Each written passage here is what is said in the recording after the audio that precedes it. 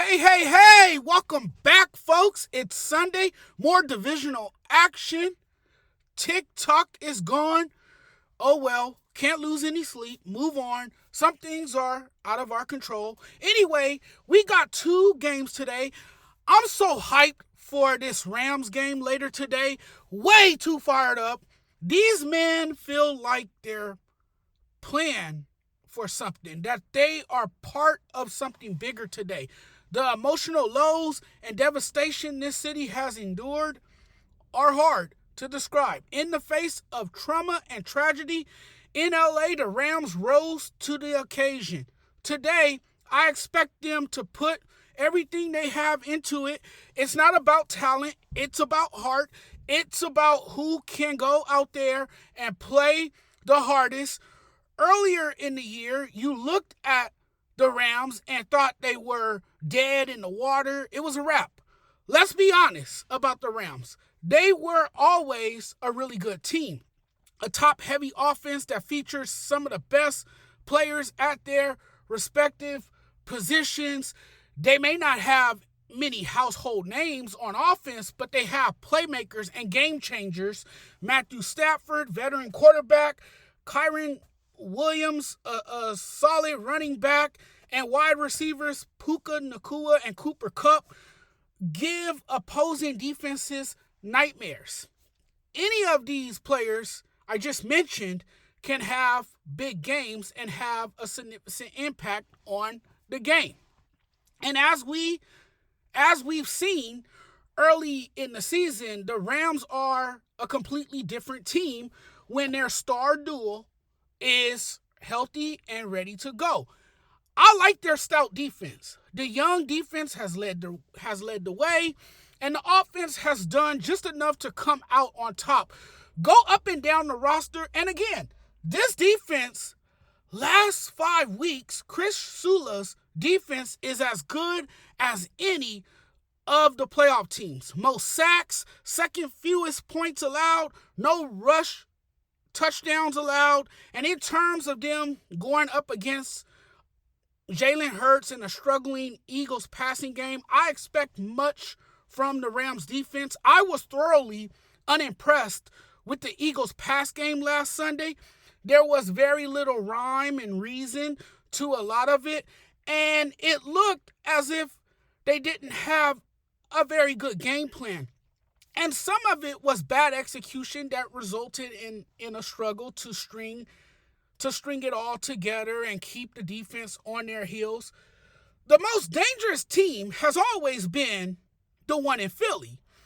Even with a substandard passing game, the Eagles are averaging 26.9 points a game, but the other dangerous team coming into Philly are the Rams. Yes, the Eagles have one of the best defenses in the league. I'm also looking at what this Rams defense can do to keep the Eagles off balance. They're not messing around. The Rams defense has allowed fewer than 10 points in 4 of their last 5 games. If I'm the Rams, I'm going to force Jalen Hurts to beat me. I'm going to dare him to throw the ball over the middle of the field. They're going to try and take away the run game and make the Eagles a pass-first team. Make this a passing game for the Philadelphia Eagles. There is no other way. Did you know Jalen Hurts throws under 160 yards in wins and over 200 yards in losses? 4 men must rush as one. Get pressure on him. You can't let Jalen stand around back there for a couple of days, step through the late pressure, and resurvey the field. Because guess what? He's going to throw a pass and move his team down the field.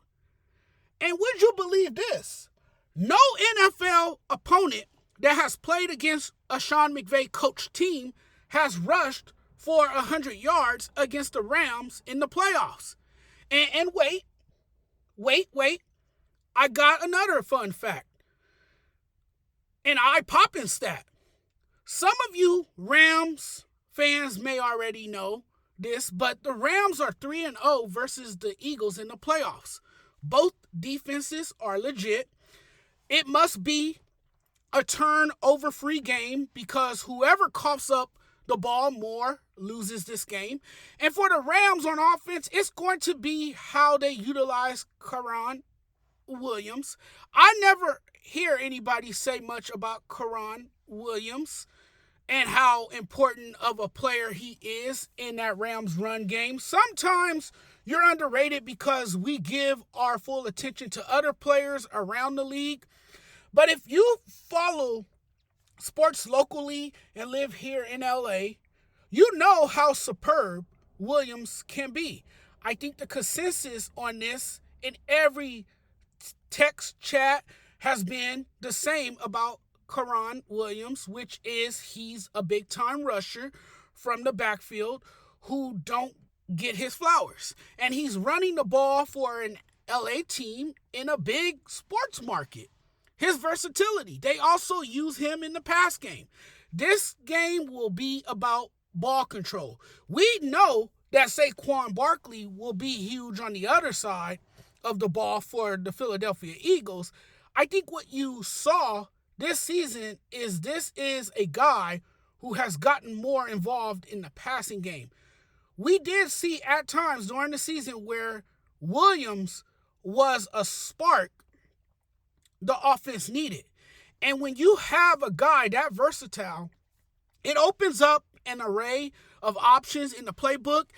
It starts with Williams. I can't take this season and not applaud Jared Verse, another guy I want to talk about. Jared Verse has had a tremendous season.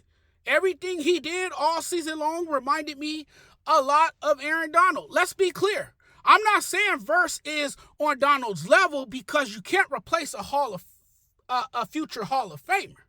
You can put the shoes on, but you ain't going to never fill them. Jared Verse is his own player. There will never be another Aaron Donald, but there is a Jared Verse, the rookie edge rusher, checking every box the same way Donald used to. And Verse has helped fill the void left by Donald. It's an extremely hard role to fill. In that game against the Vikings, Jared Verse scoops and scores off the Sam Darnold fumble and really nailed the Superman dive. My man, he's a beast. This guy is on absolute fire. What we saw last week is everything we've hoped, and you got a good first year out of him, and I think what he told you is that he's going to be a problem for a long time, which is why the Rams have looked terrifying on defense because you have a beast getting after it. I think what he proved last week is that a couple of things, and this was obvious. I think we know he can affect a play by just being in the face of the quarterback. Pressure from him forces quarterbacks to react abnormally. How he has disrupted things has set the tone early and been their difference maker.